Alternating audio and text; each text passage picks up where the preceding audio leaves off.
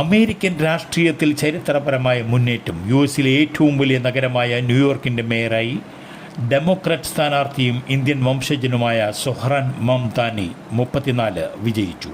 സ്വതന്ത്ര സ്ഥാനാർത്ഥിയായി മത്സരിച്ച മുൻ ന്യൂയോർക്ക് സ്റ്റേറ്റ് ഗവർണർ ആൻഡ്രൂ കുമോയെ ആണ് മംതാനി പരാജയപ്പെടുത്തിയത്. ഇന്ത്യൻ വംശജനായ പ്രമുഖ സിനിമാ സംവിധായക മീര നായരുടെയും യുഗാണ്ടൻ എഴുത്തുകാരൻ മഹമ്മൂദ് മംതാനിയുടെയും മകനാണ് സൊഹ്റാൻ. ഇന്ത്യൻ സമയം ഇന്ന് രാവിലെ 7:30 വോട്ടെടുപ്പ് പൂർത്തിയായത്.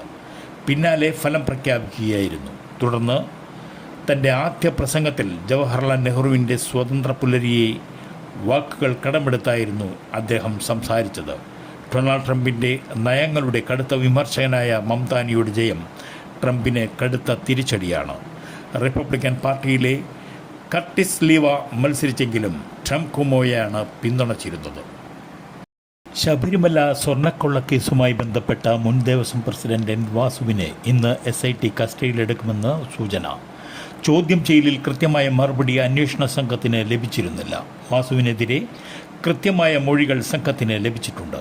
വാസുവിന് സ്വർണ്ണക്കൊള്ളയിൽ കൃത്യമായ പങ്കുണ്ടെന്നാണ് SIT പറയുന്നത്. അതുകൊണ്ട് തന്നെ വാസുവിനെ അറസ്റ്റ് ചെയ്യുമെന്നാണ് വിവരം.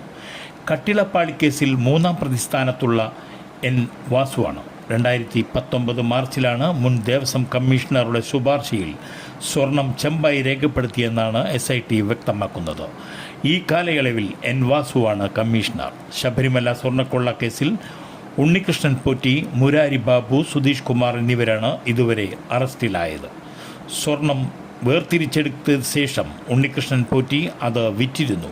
ബാക്കി വന്ന സ്വർണം നിർധനയായ പെൺകുട്ടിയുടെ വിവാഹം നടത്താൻ ഉപയോഗിക്കാൻ അനുമതി തേടി പോറ്റി കത്തെഴുതുമ്പോൾ ദേവസ്വം ബോർഡ് പ്രസിഡന്റ് എൻ വാസുവായിരുന്നു. ശബരിമല എക്സിക്യൂട്ടീവ് ഓഫീസറായ സുധീഷ് കുമാറിനാണ് വാസു ഈ കത്തയക്കുന്നത്.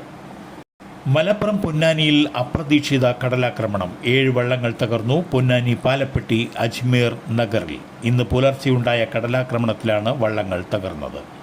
മത്സ്യബന്ധനം കഴിഞ്ഞ് തീരത്ത് കയറ്റിയിട്ടിരുന്ന ഫൈബർ വള്ളങ്ങളാണ് അപ്രതീക്ഷിതമായുണ്ടായ കടലാക്രമണത്തിൽ തകർന്ന് കടലിൽ പോയത്. പുലർച്ചെ 3 മണിക്ക് അപ്രതീക്ഷിതമായി കടൽ കരയിലേക്ക് കയറുകയായിരുന്നു. തൃശൂർ ദേശീയപാത മുരിങ്ങൂരിൽ വാഹനാപകടത്തിൽ 2 യുവാക്കൾക്ക് ദാരുണാന്ത്യം. കൊരട്ടി സ്വദേശി ഗോഡ്സൺ 19, അന്നനാട് സ്വദേശി ഇമ്മാനുവൽ 18 എന്നിവരാണ് മരിച്ചത്. ഇന്നലെ രാത്രി 9:30 അപകടം. ലോറിക്ക് പുറകിൽ ഇരുവരും സഞ്ചരിച്ചിരുന്ന ബൈക്ക് ഇടിച്ചു കയറുകയായിരുന്നു. അപകടത്തിൽ ഇരുവരും തൽക്ഷണം മരിച്ചു. ദേശീയപാത മുരിങ്ങൂർ മേൽപ്പാലത്തിൽ വെച്ചായിരുന്നു അപകടം. ഇവരുടെ മൃതദേഹം ചാലക്കുടി സെൻറ് ജെയിംസ് ആശുപത്രി മോർച്ചറിയിലേക്ക് മാറ്റി.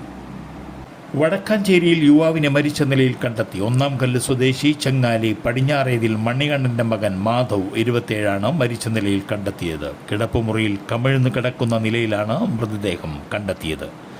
വടക്കാഞ്ചേരി പോലീസിൻ്റെ നേതൃത്വത്തിൽ പോസ്റ്റ്മോർട്ടത്തിനായി മൃതദേഹം തൃശൂർ മെഡിക്കൽ കോളേജ് ആശുപത്രിയിലേക്ക് മാറ്റി.